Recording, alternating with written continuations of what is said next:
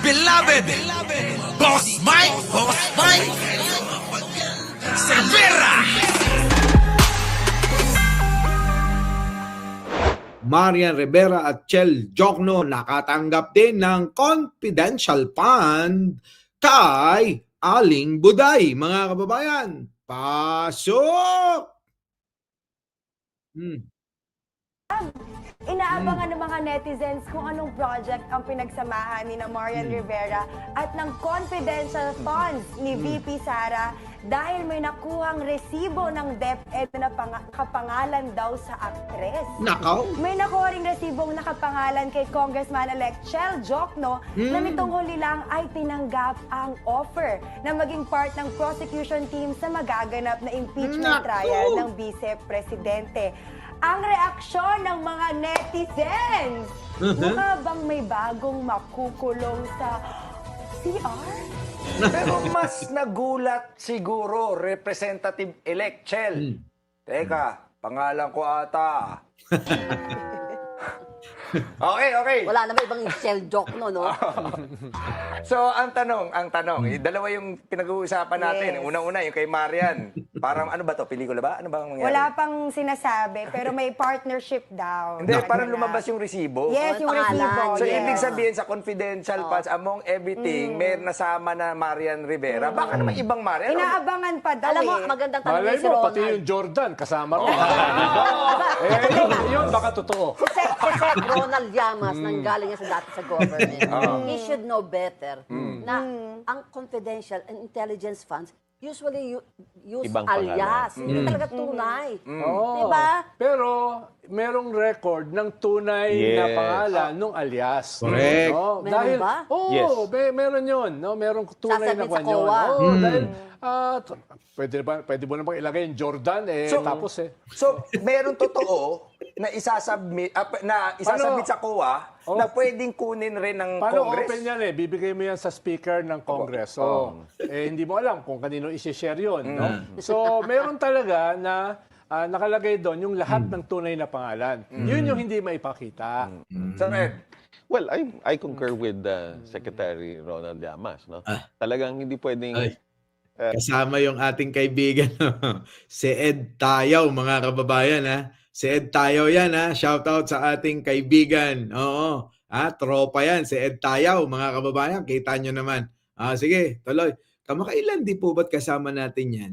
Na naka-live tayo kasama si Attorney DJ Jimenez, di ba? Mga kababayan, Ed Tayaw, mahusay na political analyst yan. Pasok! ang tawag dito, puro alias lahat yan.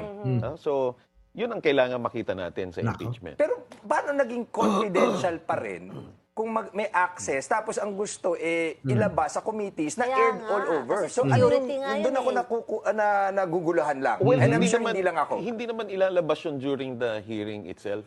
Pwede naman mag-executive session. Yan. The point is, during that time, dapat nag-request kagad ng executive session si VP Inday.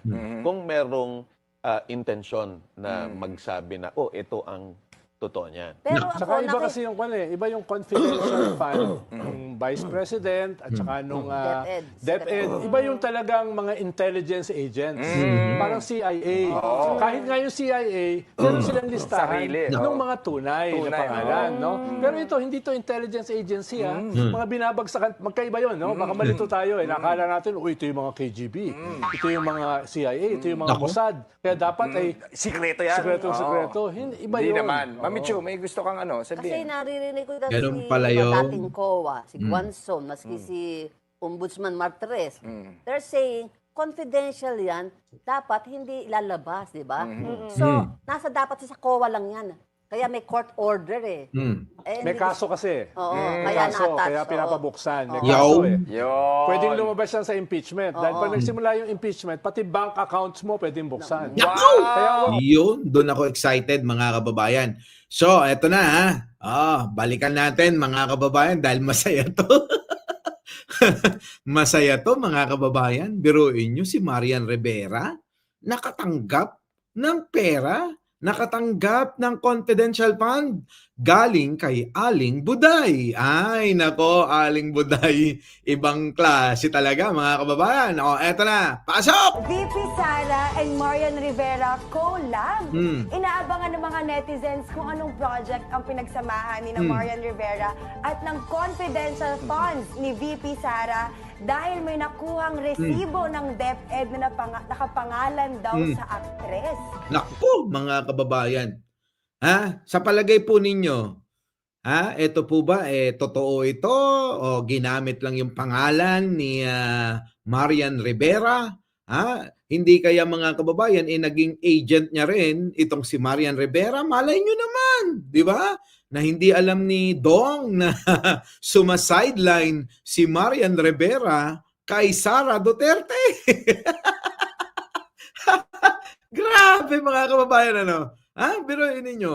Baka naman hindi alam ni paring Ding Dong na itong si Marian Rivera ay tumatanggap ng confidential fund o tumatanggap ng racket kay Aling Buday. Grabe, yaman-yaman yun talagang kuratsa Sino ba talaga kuratsa? Si Marian o si Aling Buday, mga kababayan? Kuratsa si Aling Buday sa pagnanakaw. Kaya etong kahit si Marian Rivera at si Chel Jokno, mga kababayan, ay ginamit niya na.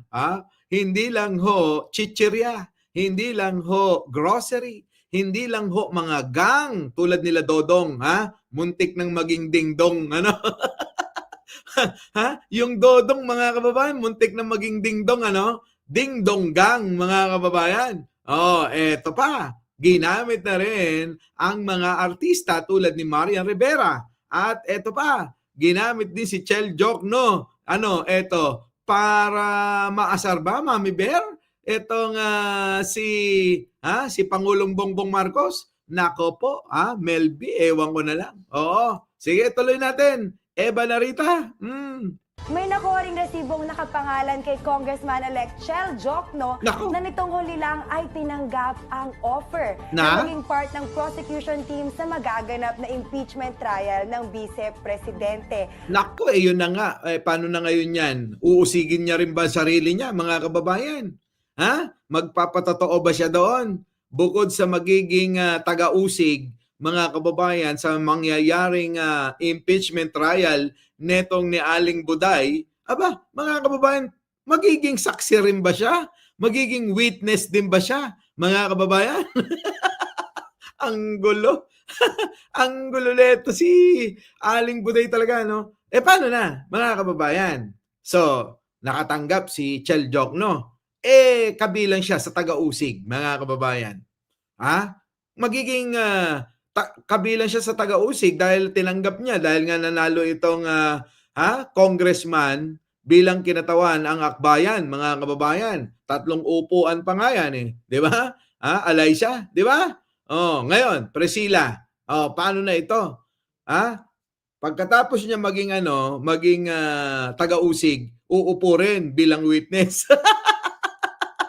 Sasabihin niya, totoo po, nakatanggap po ako ng confidential fund dahil hindi po ako nakakapagtrabaho. Extra ko po ito. Extra din ba? Itong si Chel Jokno dito kay Aling Buday. Putik na yun. Ang gulo mga kababayan. Paano na to? Tinanggap mo na yung pagiging prosecutor. Nako, kayo na ho, bahalang umunawa kung paano gagawin ni Chel Jokno ito. Dalawa ho ang magiging papel ni Chel Jokno diyan sa gaganapin na impeachment trial ni Aling Buday. Isang saksi at isang taga-usig. Chel Jokno, ang tindi ng trabaho mo Talagang para bang kung iisipin nating totoo ito, hapit na hapit. Ano, mga kababayan? Malupit. Tuloy. Grabe. Matindi si Aling Buday. Ang reaksyon ng mga netizens. Yan. Mukha bang may bagong makukulong sa CR? Naku, Diyos ko po, may makukulong. Ikulong nyo na yan. Oo, dapat dyan mga kababayan, talaga maikulong na. Di po ba? Kasi marami ho pa hong nanakawin na pera ng taong bayan niyang ganyang klaseng politiko. Di po ba? Tuloy. Pero mas nagulat siguro, Representative-elect Chel. Teka, pangalan ko ata. Okay. Etong mga host, mga kababayan, ano, ka-aruba, etong mga host, ang galing din mga asar, no, mga kababayan, ano, ang galing din mga asar. Teka, pangalan ko yata yan, o ano ba, magiging papel ko talaga, taga-usig o magiging saksi na lang ako? Chel joke, no? Antindi mo, Oo, nandyan na si Laila Collins, iba na naman ang pangalan. Tuloy, Eliza, thank you naman. Hello po. Hey. Wala naman ibang shell joke no? So, ang tanong, Paano nyo naman kung merong iba? Wala daw Chel joke, no, mga kababayan? Yun naman pala. Sige, tuloy. okay, dalawa yung pinag-uusapan natin. Una yung kay Marian. Parang ano ba to? Pelikula ba? Ano ba ang mangyari? Wala pang sinasabi, pero may partnership daw. Hindi, parang lumabas yung resibo. Yes, yung Pangalan. resibo. So, yes. ibig sabihin sa confidential funds, Wala pa sinasabi, pero parang may partnership. Ganon pala yun. So parang nag-collab ba? Itong si Aling Buday at saka si Marimar, mga kababayan? Ano ba? Umextra ba? Sino? Si Marimar kay doon sa DepEd, mga kababayan? Meron po ba kayo naalala na baka naman nag-promote si Marian Rivera? Pero kung 100,000 lang ang pinag-uusapan dito, mga kababayan, teka, hindi ganon ang TF ni Marimar, ni Marian Rivera. Milyones ang kailangan ninyong ibayad sa kanya. Hindi ho pipitsuging artista ang Marian Rivera na naging crush ng bayan, Di ba ba? Nako, paano yun? Paano kung yung 100,000 o higit pa o wala namang milyon 100,000 lang yung nando doon, mga kababayan? Paano yun, mga kababayan? Ito ba'y tinanggap o ito'y pamasahe, mga kababayan? O pinambili lang ng damit, okay na yung TF ni Marian Rivera? Kasi kung 100,000 lang, mga kababayan, tingin ko hindi kakasya. Sa damit pa lang, sa mga alalay pa lang, sa makeup artist pa lang ni Marian Rivera, hindi sasapat. Di ba? Hindi sasapat. Kung ano man yun, ano man yung programa ng DepEd, o kaya nag-promote ba si Marian Rivera, mga kababayan, para sa mga estudyante? Teka muna, maalala ko, itong mag-asawa na to, dilawan ito. Di ba? Oo. Abay, ang sinuportan ng mag-asawa na to ay si Leni Robredo, si Manang Leni natin. Paano yun, mga kababayan? Di ba? Hindi siguro, no? Malamang po ito talaga. Ako, duda ko rito. Talagang ito ay maliwanag na ho, mga kababayan. Na talagang winalang niya, tinarantado yung pondo ng bayan ni Sara Duterte, ni Aling Buday. Tinarantado, mga kababayan. Oo, tinarantado niya yan sigurado. Ako, sigurado na ako dyan. Biruin nyo sa dami na ho ng lumalabas na pangalan, pati ho si Chel Jokno, na dilawan din. Di po ba, mga kababayan? Ngayon magiging taga-usig pa dahil tinanggap yung trabaho na yon bilang kongresista. Paano yon? Paano masasabi na tumanggap din itong si Chel Jokno? Tandang-tanda ko, galit na galit dyan si Digong, Di ba? Natandaan nyo, galit na galit si Digong? Ano sabi ni Digong? Ikaw, Chel Jokno, kaya di ka nananalo kasi laki ng ngipin mo.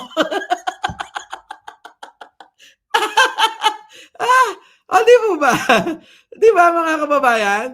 Yun eh. Paano bibigyan pa ng confidential fund? Paano pa bibigyan ng trabaho ni Sarah? Kung yung tatay nga niya na nakakulong dito sa The Hague, sa Netherlands, mga kababayan, galit na galit kay Jel Jokno.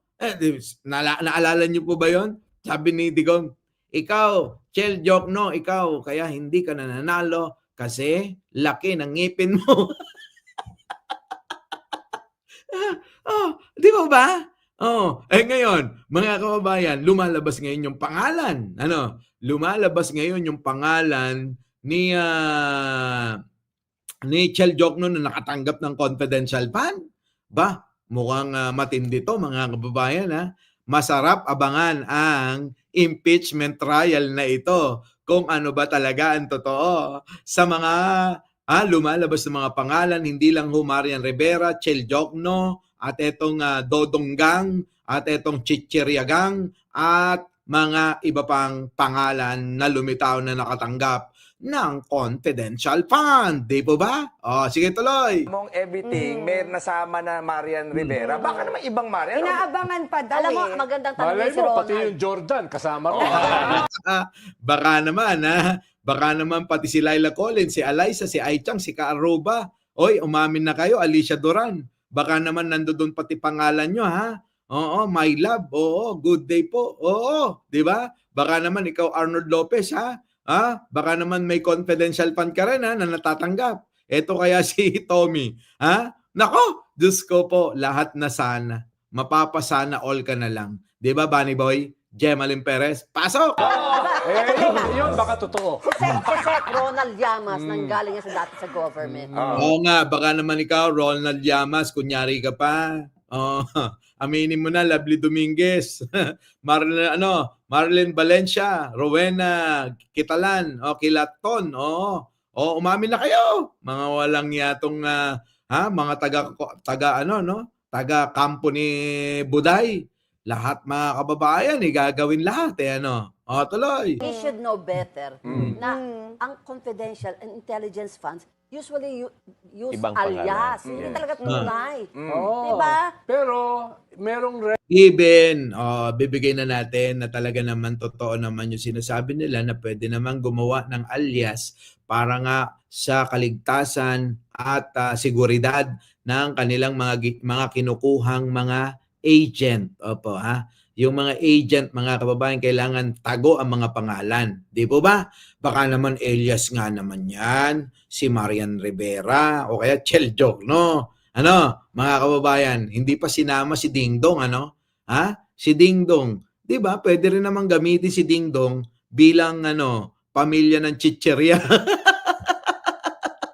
Di ba? Bakit kaya hindi sinama si Dingdong? Sige, tuloy. record ng tunay na Yes. pangalan nung alias. Yes. No? Meron Dahil, ba? Yes. meron yun. No? Merong tunay na Sasabit sa kwan yun. COA. Dahil, So, madaling salita mga kababayan, ito na yung sinasabi natin noon na okay lang gumamit ka ng ng alias, pero kailangan isubmit mo yan sa COA, yung totoong pangalan, 'di ba? May Isguera, 'di ba? Ganun 'yun.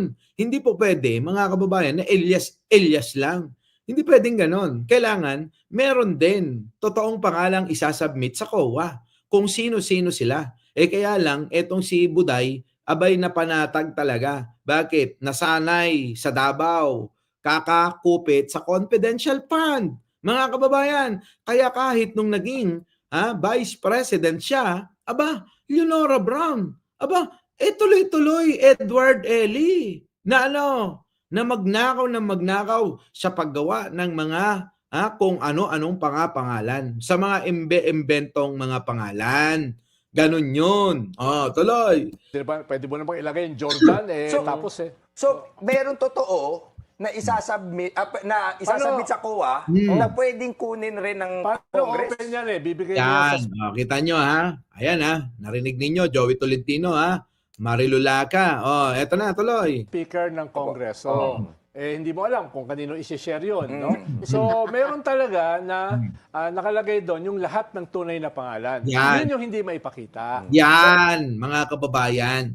hanggang ngayon hindi pa rin maipakita ni Aling Buday kung sino-sino talaga ang mga nakatanggap, yung mga totoong pangalan kasi pinapasumite. Ngayon, mga kababayan, dahil confidential nga daw, maaari na ilabas na sa gaganaping impeachment trial ni Sara Duterte dyan sa Senado. Yun po yun. Kaya alam nyo mga kababayan, ito yan eh.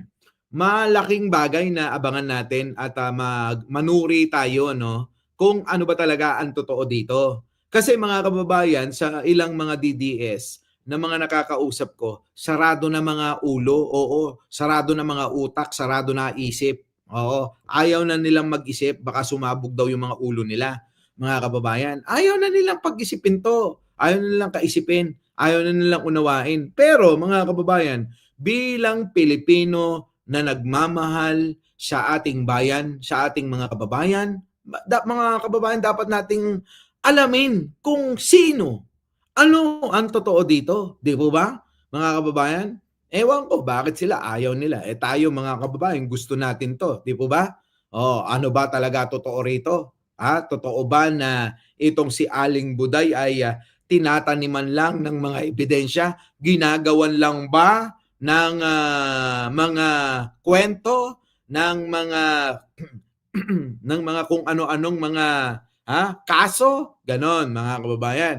So para sa akin, ay mahalaga na malaman natin ang katotohanan. Kaya lahat po tayo mag-abang, mag-antabay dito sa gaganaping impeachment trial ni Aling Buday. Oo, ilang buwan na lang yan mga kababayan O, tuloy! Well, I concur with Secretary Ronald Llamas. No? Talagang hindi pwedeng, ang tawag dito, puro alias lahat yan. Kita nyo si ano naman po mga kababayan, itong ating kaibigan, si Ronald, si Ed Tayaw, si Professor Ed, mga kababayan, mahusay po yan. Abangan nyo po lagi yan sa The Levelers, mga kababayan. The Levelers po, lagi po nandoon yan, host natin yan, mga kababayan. Minsan imbitahin ho natin uli ito at kausapin patungkol nga dito sa kung ano ang totoo dito sa confidential fund. Ano ba ang dapat at hindi dapat ginagawa ng isang opisyal ng gobyerno patungkol dito sa mga confidential fund na to? Mga kababayan, dapat nga ito, hindi na ito pinatutupad. Ano po mga kababayan? Nandiyan na daw si Milmar at saka si Hermes Valdez. Pasok! So, yun ang kailangan makita natin sa impeachment. Pero paano naging confidential pa rin kung may access tapos ang gusto ilabas sa committees na Kaya aired nga, all over. kasi So ano security nga doon yun ako naguguluhan lang. Well, And I'm sure hindi lang ako. Hindi naman ilalabas yun during the hearing itself. Pwede naman mag-executive session. Yan. The point is, Yun, pwede naman pala, no? Oo, pwede palang executive session. Oo, pero bakit? Ang tanong, bakit hindi ho pumayag? Hindi ho pinakita, no? Ni Aling Buday. Ano kaya meron, mga kababayan? Ako'y nagtataka na rin kung bakit kasimple-simple lang ang gagawin ni Aling Buday. Ipapakita lang yung mga pangalan ng mga nabigyan niya ng confidential fund. Halimbawa, itong si Mary Grace Piatos. Sino kaya ito? Hindi ba pwede na, eto, si Mary Grace Piatos, ang totoo talagang pagkatao ay si Mike Cervera. Nabigyan ko siya ng milyones pang Europe niya. Di ba, pwede naman ganun, di ba? Ganun pala yun. Sige, tuloy. Nandiyan na si Opel. Tuloy. during that time, dapat nag-request ka agad ng executive session si VP Inday. Yun, nag-request na sana ng executive session, Nick Enriquez, di ba, Pimi Busto, kaso Jonas Buenavides, wala. Kundi anong ginawa niya? Naggalit-galitan. Di ba? Naggalit-galitan, tapos inaway-away niya yung mga congressman, di ba? Ganun yung style ni Sara, di ba? Alam niyo yung mga bata Nung bata tayo kapag ka naiipit na tayo, maggagalit-galitan na lang tayo para ano, para ma-excuse na tayo doon sa mga inaakusa sa atin. Ganun ho yung mga ano yung ibang mga tao, lalong-lalo na yung tulad ni Aling Buday, mga kababayan. Pagka nasusukol na, mga kababayan, maggagalit-galitan na. Kaya nga saktong-sakto at talagang nag-viral yung pagkakatawag ni Franz Castro na ito ay si Aling Pusit. Kapag ka nasusukol na, bumubuga ng kulay itim na tinta. Di ba? Natatandaan nyo ba yun, Mayor Along? Tuloy! Kung merong intensyon na magsabi na, ito ang totoo niyan. Pero Saka iba kasi yung Yun, kung ikaw, Aling Buday, sabi ni Professor Ed, kung ikaw daw may intensyon talagang magsabi ng totoo, dapat nagpatawag ka ng special session, di ba? Mga kababayan. Ngayon, mga kababayan, executive session. Sorry. Dapat nagpatawag ng executive session itong si Aling Buday para doon po, mga kababayan, ay sabihin. At doon ibunyag, mga kababayan, kung ano ba talaga totoo. Ito nga ang totoo. Kaso nga, uulitin ko, ipinagkait ni Aling Buday yun. Hindi lang ho sa Quadcom, pati sa mamamayang Pilipino. Di ba? Tuloy. Iba yung confidential fund ng Vice President at saka nung DepEd. Iba yung talagang mga intelligence agents. Parang CIA. Kahit nga yung CIA, meron silang listahan ng mga tunay na pangalan. No? Pero ito, hindi to intelligence agency. Mga binabagsakan, magkaiba yun. No? Baka malito. Kita nyo, mga kababayan, hindi yan intelligence agency daw, mga kababayan. Magkaiba daw yan, sabi ni Ronald Llamas. Oo. Sige, tuloy. Tayo nakala natin, ito yung mga KGB, ito yung mga CIA, ito yung mga Mossad. Kaya dapat ay Sikreto yan. sikreto. Iba Hindi yun. naman. Mami Chu, may gusto kang kasi sabihin? naririnig ko na si dating COA. Iba yun, mga kababayan. Di ba? Iba yun. Pero kung yan mga kababayan Marian Rivera, Chel Jokno, kilalang kilala naman, mga kababayan. Bakit hindi naman po pwedeng executive session na lang at doon sabihin ni Aling Buday kung talagang eto hindi masabi-sabi talagang eto'y mga confidential na mga tao talaga, na pangalan talaga, di ba? Iniingatan talaga itong mga to. Hindi nga mga kababayan wala. Wala talaga. Tuloy. Guanzon, maski si Ombudsman Martres, they're saying confidential yan, dapat hindi ilalabas, di ba? Yun nga yung sabi naman, nila, na hindi daw lalabas. Pero, nasa dapat sa COA lang yan.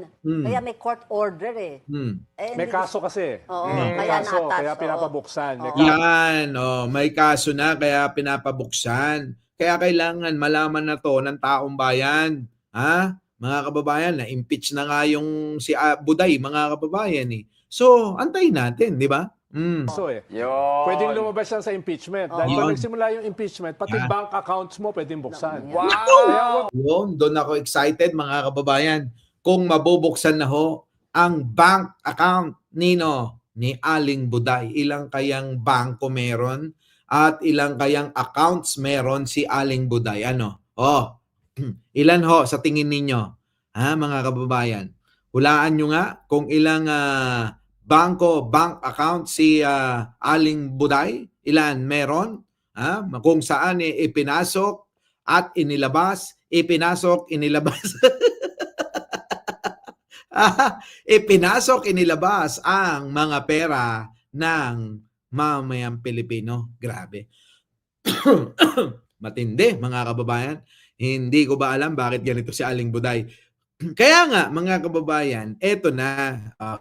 May bago ho na dahil eto, mga kababayan, ay malapit na. Kailangan nila ng pangbara kahit na malasado, mga kababayan. Alam nyo ngayon ang ginagawa nila?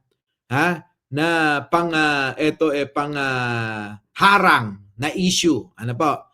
Ang mga DDS ngayon, mga kababayan, ay may pangharang na issue. Alam nyo kung mga kababayan, etong nangyaring katatapos lang na halalan. Abay mga kababayan, pilit na dinudungisan. Kahit na mga kababayan, maayos at talaga naman latag na latag naman, mga kababayan. Abay sinasabi ba naman nila na nagkadayaan daw? Yan ngayon yung pangharang nila. Kaya etong mga DDS, mga kababayan, abay, may mga padrama, syempre. May mga padrama. Una na dyan, mga kababayan, nung nakaraan, tinalakay na natin yan, di ba? Na etong sila Ipe ay talagang pinagpipilitan na may dayaan daw, mga kababayan. Samantalang marami na sa mga mas higit na may pagkakataon na manalo, abay tumahimik na. Yung iba nga nagdidemanda na lang ng mga vlogger.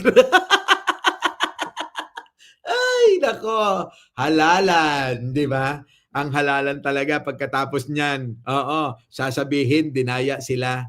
Sasabihin naman ng iba, mga kababayan, reklamo pa ng reklamo, di ba? So ngayon, mga kababayan, ito lang yan. Kung dadayain ang halalan, nung nakaraan, yung nakarang halalan, kung dadayain yun, malamang mga kababayan, abay, hindi mananalo si Bato, si Marcoleta, si Bongo. Di po ba? Pero dahil ang Pangulo ay nais ng malinis at maayos na halalan, kung ano yung kagustuhan ng ating mga kababayan ay siyang dapat na mangyari at maihalal. Pero yun ang ginawa ng Pangulo. Hindi nangialam. Pero sa totoo lang, mga kababayan, kung iba-iba lang na mga administrasyon yan, malamang dinaya na yan. Pero si Pangulo, kahit na kayo ay mga kalaban sa politika, kahit kayo ay mga hindi sang-ayon sa aking gobyerno, wala siyang pakialam. Ang mahalaga ay kung ano yung nais ng marami nating kababayan ay yun ang lilitaw at masusunod. Our beloved Boss Mike Cervera.